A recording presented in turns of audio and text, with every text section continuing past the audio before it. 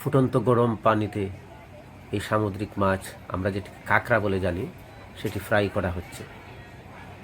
এই দৃশ্য প্রতিদিনই দেখা যায় মালয়েশিয়ার পুরনো চায়না টাউনে। এই চায়না টাউনটি 19 শতকে চায়না অভিবাসীরা গড়ে তুলেছিল।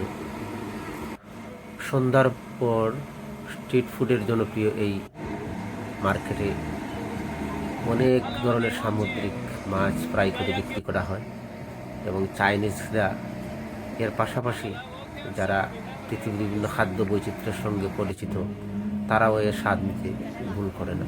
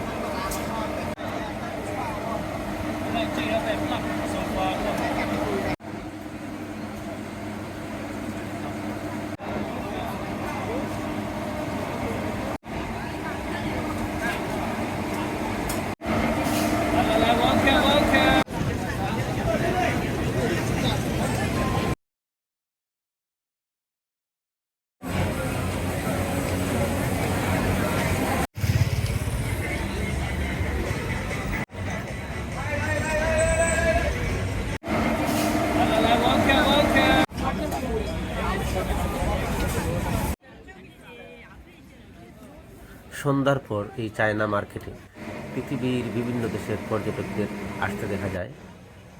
তবে সবচেয়ে বেশি পর্যটক লক্ষ্য করা যায় চায়নারাই, পাশাপাশি ইন্ডিয়ান, মধ্যপ্রাচ্য এবং ইউরোপের বিভিন্ন দেশের পর্যটককেও দেখতে